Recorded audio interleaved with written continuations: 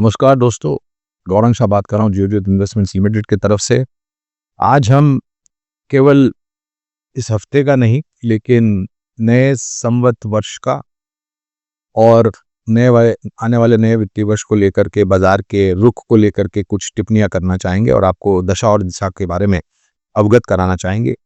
अगर परिस्थितियों में निरंतर सुधार होता रहा तो शायद एक नया सर्वोच्च स्तर हमें देखने मिल सकता है। कुछ कारण और कुछ परिस्थितियों को लेकर के हमने कुछ पॉइंटर्स निकाले हैं जिसके कारण बाजार को सहारा मिल सकता है और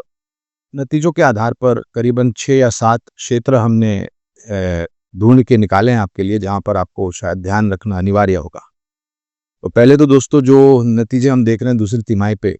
फिलहाल जितने भी कुछ छोटे बहुत नतीजे हमने देखे वहां पर एक बात हमने देखी है कि कोई बड़ी निराशा नहीं है और अनुमान और आकलन नहीं लगाते हैं कि एक लंबी सूची जो दूसरी तिमाही के नतीजों की आने वाली है, इस हफ्ते से शुरुआत होगी और शायद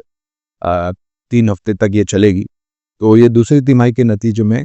अनुमान लगा रहे हैं कि कोई बड़ी निराशा न देखने मिले, पहली बात। दूसरी बात, हमारा आकलन और अनुमान ये भी कहता है कि इस वित्तीय वर्ष के तीसरी और चौथी तिमाही में धीरे धीरे करके आपको सुधार आंकड़ों में दर्शाता हुआ दिखाई देगा। अगले वर्ष जो नया वित्तीय वर्ष बैठेगा वहां पर भी हमें अनुमान है कि सरकार की नीतियों में जो निरंतर बदलाव पुरानी नीतियों में हो रहा है, निरंतर जमीनी स्तर पर नई नीतियां लागू हो रही है, उसके कारण बाजार को सहारा मिलने की और भी पूरी संभावना है। अंतर्राष्ट्रीय स्तर पर हमने पिछले हफ्ते सुना, अमेरिका राष्ट्रपति ट्रंप ने ये टिप्पणी करी है कि चाइना के ऊपर 100% यानी कि 100% टैरिफ लगाने की बात की है और वो तारीख होगी दिनांक 1 नवंबर 2025 से अमल में लाया जाएगा। और ये इसलिए किया गया है क्योंकि चाइना के तरफ से प्रतिबंध लगाया गया है रेयर अर्थ मिनरल्स और मैग्नेट्स को लेकर के,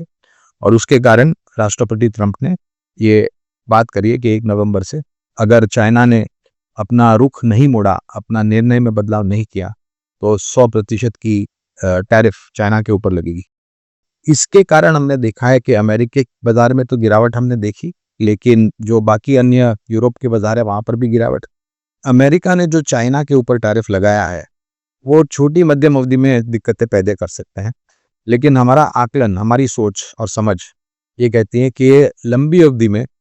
भारत के लिए और भारत में स्थापित कुछ क्षेत्रों के लिए एक सकारात्मक रुझान लेकर के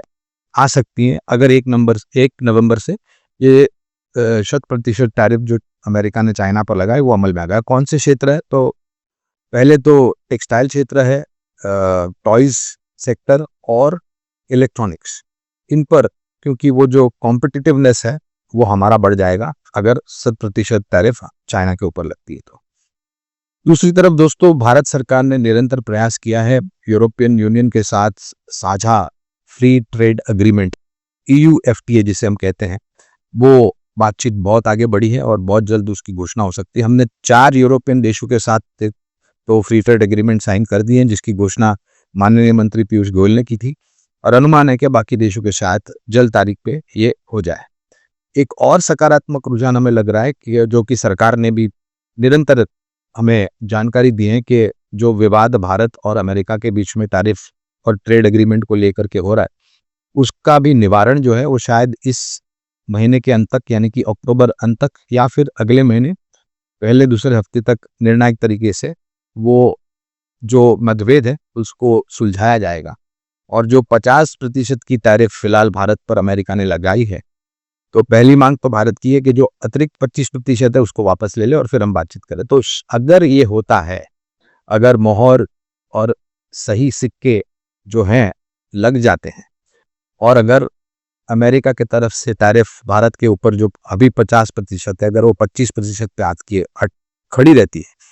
तो हमारी प्रतिस्पर्धा अंतर्राष्ट्रीय स्तर पर और बेहतर तरीके से बढ़ जाएगी, क्योंकि 1 नवंबर से अगर अमेरिका चाइना के ऊपर भी 100% लगाता है और बाकी अन्य देशों के तुलना में हमारी जो परिस्थिति है वो ज्यादा बेहतर हो सकती है। दोस्तों, हमने ये भी देखा है कि जियोपॉलिटिकल सिचुएशन में सुधार, खास करके खाड़ी में जिस तरीके से युद्ध विराम की घोषणा इजराइल, हमास, वगैरह के बीच में हुई है। आज तारीख है, शायद वो जो बंधकों को रिहा करने की बात करी थी, और काफ़ी सारे देशों के आला अधिकारी, प्राइम मिनिस्टर और प्रेसिडेंट वहाँ जा रहे हैं उस करार को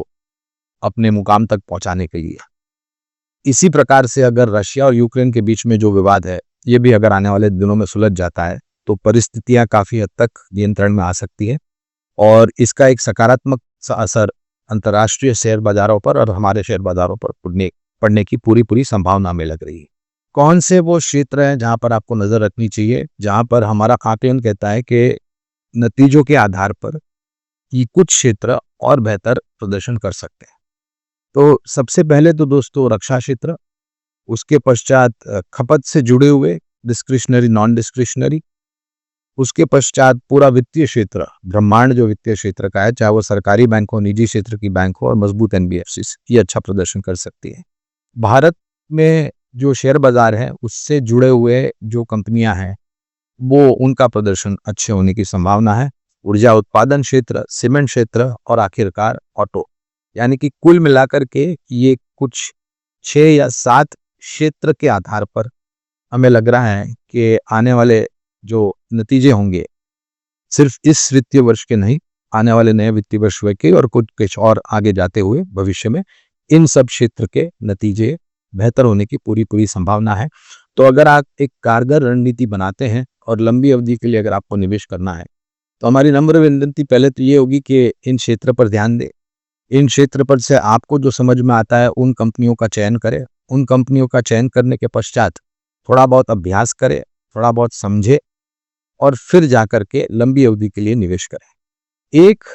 अनुभव जो हमारा रहा है शेयर बाजार में दोस्तों, वो ये रहा है कि अगर आपने समझदारी, सूझबूझ और अभ्यास करके लंबी अवधि के लिए सक्षम और मजबूत कंपनियों में निवेश किया है, तो शेयर बाजार ने आपको कभी भी निवेश नहीं किया है। तो और दूसरी तरफ दोस्तों, अगर ये जो परिस्थिति है जियोपॉलिटिकल,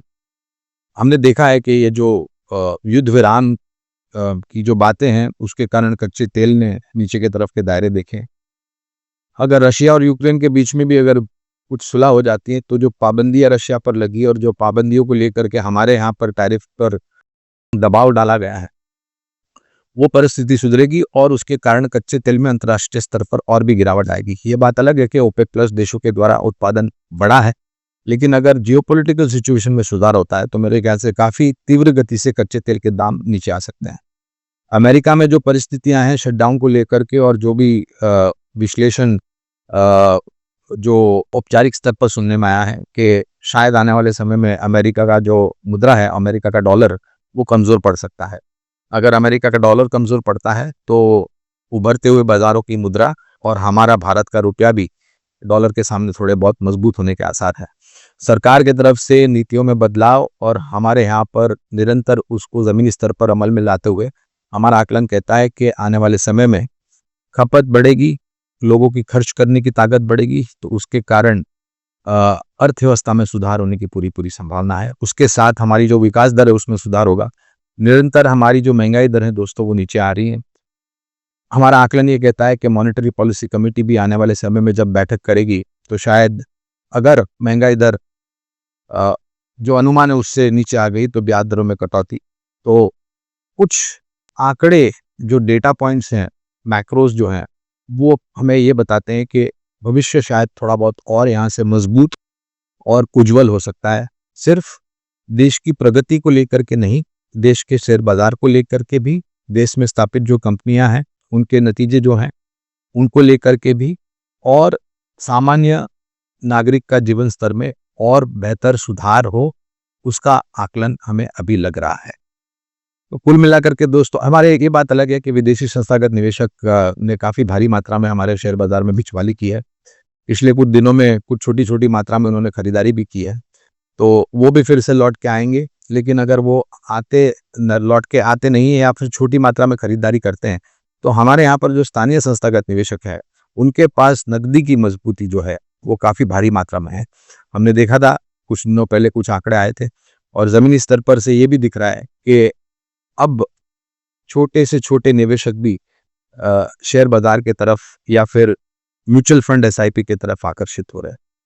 ये आंकड़ा अगर बढ़ जाता है तो मेरे ख्याल से हमें ज़्यादा चिंता नहीं करनी चाहिए कि अंतर्राष्ट्रीय स्तर पर जो विदेशी संस्थागत निवेशक हैं वो क्या कर रहे हैं।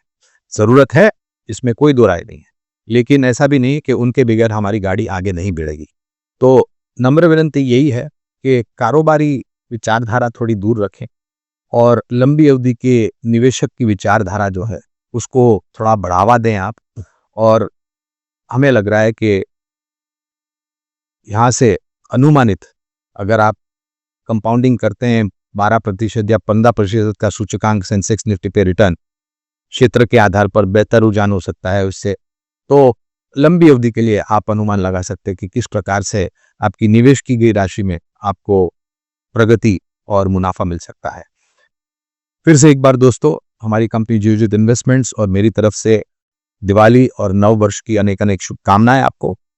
परमात्मा से प्रार्थना है कि आप सभी का स्वास्थ्य अच्छा रहे और आप लंबी अवधि के लिए एक सुलझे हुए निवेशक बने। हमारी बात शांतिपूर्वक सुनने के लिए आप सभी का बहुत बहुत धन्यवाद।